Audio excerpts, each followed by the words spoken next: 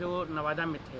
जिस तरीके से आज उन्होंने जेडीयू और आरजेडी पे हमला किया, कहा नीतीश कुमार के लिए अब हमेशा के लिए दरवाजे बंद हैं, हमारी सरकार आएगी 40 सीट जीतेंगे और अगर हमारी सरकार आएगी तो ये जो गुंडा राज, जंगल राज है वो कभी नहीं होने देंगे। मैंने अभी से सपना देखने लगे कि उनकी सरकार जो है आएगी। देखिए, अमित शाह जी भारत सरकार के गृह मंत्री हैं, नरेंद्र मोदी के बाद दूसरे नंबर के ताकतवर माने नेता हैं, मंत्री हैं इस देश के। लेकिन इन लोगों को संविधान में कोई आस्था नहीं है।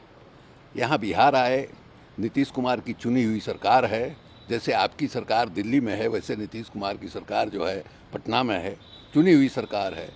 हमारा संविधान जो है वो फेडरल स्ट्रक्चर वाला संविधान है, जिसमें राज्यों का और केंद्र का अलग अलग अधिकार जो है बटा हुआ है।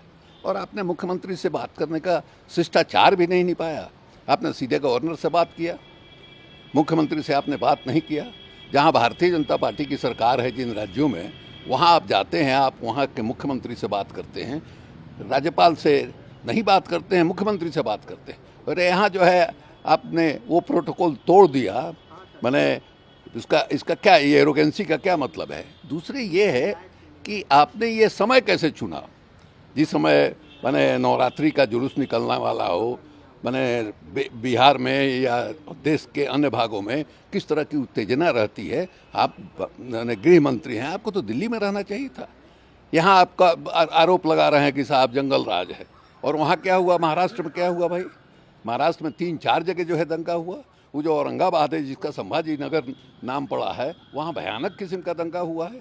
तो ऐसा नहीं है, एक वातावरण इस ढंग का बना है। और ख़ास करके जब से भारतीय जनता पार्टी की सरकार दिल्ली में आई है, तब से पूरे देश में एक कम्युनल माहौल जो है बना हुआ। पहले भी दंगा होता था, लेकिन इस तरह का माहौल नहीं था, जहरीला माहौल नहीं था। और किस तरह से आपके सरकार कभी कभी शर्म आती है। आज हम गिरिराज जी का मैंने सुन रहे थे कई यूट्यूब पर, हिंदुओं खतरे में है, फलाना है, ठिकाना है। क्या है भाई? ये इतना बड़ा देश है, इतना पुराना मुल्क है। मैं उस मुल्क का मैंने को चलाने वाले मंत्रिमंडल का जो समूह है, उसका आदमी जो है इस तरह से भाषण करता है, शर्मिंदगी का एहसास होता है। तो ये हालत है इनके यहाँ। मैंने आप देख लीजिए, ये अनुराग ठाकुर जैसे लोग इनके मंत्री हैं। आप वो क्या नाम है, टेनी मिश्रा जैसा आदमी इनके यहाँ मंत्री है, जो किसानों को इसी तरह से धांग देता है। खुद टेनी मिश्रा कहते हैं कि हमारा इतिहास आपको मालूम है कि नहीं, डराते हैं। तो ये जिस तरीके से उन्होंने कहा है कि नीतीश कुमार का जो है जो टेंडेंसी रहा है, जो उनका कैरेक्टर है वो धोखेबाज का है, न ये खुद प्रधानमंत्री कभी बन पाएंगे क्योंकि मोदी जी फिर से आ रहे हैं, न ये तेजस्वी यादव को मुख्यमंत्री कभी बनने देंगे। देखिए ना भाई, ये कहाँ सवाल उठता है? इसके बारे में वो चिंता क्यों कर रहे हैं? इसके बारे में उनको चिंता करने की ज़रूरत नहीं है कि तेजस्वी मैंने मुख्यमंत्री बनेंगे या नहीं, या प्रधानमंत्री ये बने। जनता तय करेगी ना भाई। आप इतना बेचैन क्यों है? ये तो साफ स्पष्ट दिखाई दे रहा है कि बिहार का जो 40 सीट है, इसमें 39 सीट जो है पिछले लोकसभा चुनाव में ये लोग जीत के गए थे।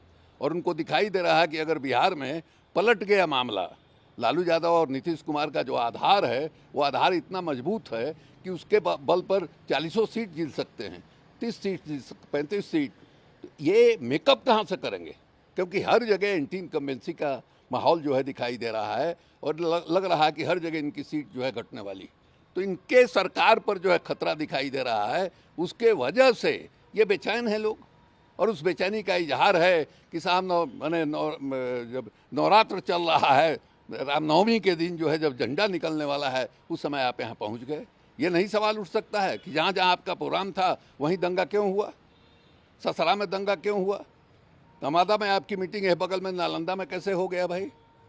तो ये भी दिखाई दे रहा है। तो इसलिए ये जो माहौल बना रहे हैं चारों तरफ, उस माहौल का प्रभाव है। जिस तरह से प्रोवोकेटिव भाषण ये लोग कर रहे हैं, ये जानबूझ करके उसका रहे हैं। इनका काम है कि समाज में अमन चैन कायम हो। आप भारत सरकार के गृह मंत्री हैं, अंदर जो है अमन चैन रहे, शांति रहे, ये देखना आपका काम है। और आपके लोग, आपके सहयोगी उसको अमन चैन को बिगाड़ रहे हैं, समाज में हिंसा फैला रहे हैं, नफरत फैला रहे हैं। इससे देश नहीं बनता है। आप भी यही बात कर रहे हैं। कल मुख्यमंत्री जी ने भी इशारा किया कि साजिश कहीं ना कहीं लगता है, ये नेचुरल नहीं है। और आप भी बता रहे हैं कि जहाँ जहाँ अमित शाह जी का दौरा है, तो मतलब किधर इशारा? मैंने इशारा क्या है? साफ दिखाई दे रहा है भाई। क्यों ऐसा हुआ? ये कोई संजोग है? या इसके पीछे कोई बात है? सासाराम में तो तैयारी के लिए भारतीय जनता पार्टी के दर्जनों नेता वहाँ मौजूद थे साहब। उन लोगों ने क्या गुल खिलाया क्या पता। वही हालत जो है माने आप देखा जाए कि भारतीय जनता पार्टी का एमएलए ही है शहर में, बिहार शरीफ में। तो ये साफ दिखाई दे रहा है कि कहीं न कहीं मामला, ये लोग डरे हुए हैं। ये जान रहे हैं कि देखिए 2015 में जो गठबंधन बना था लालू यादव और नीतीश कुमार का, उसका परिणाम जो है देख लीजिए। इनके मन में भय है कि ये गठबंधन जो है फिर बन गया तो 2015 का रिपीट हो जाएगा, फिर हमारी सरकार जो है कैसे बन पाएगी। तो और कोई उपाय इनको नहीं दिखाई दे रहा है। कह रहे हैं ओबीसी ओबीसी।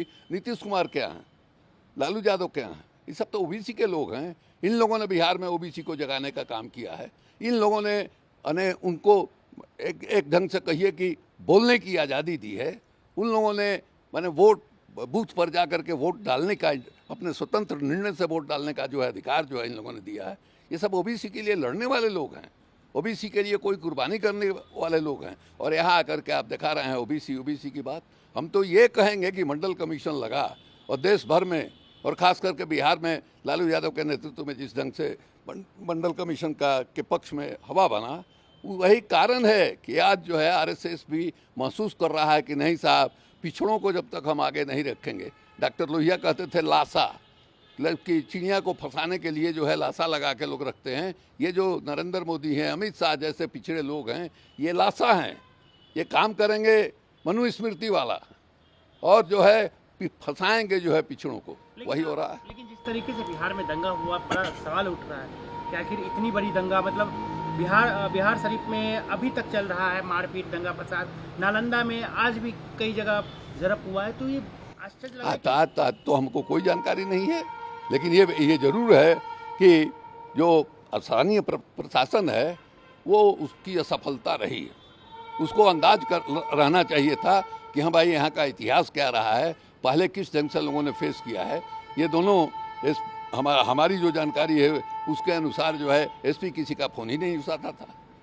तो ये जो फीडबैक एक समाज से लेना होता है, जो अनुभवी लोग हैं उनसे बातचीत करना चाहिए था। दोनों पक्ष के लोगों को बैठा करके एक शांति कमेटी वगैरह बनानी चाहिए थी। इस तरह की कोई तैयारी नहीं हुई थी, ये हम मानते हैं।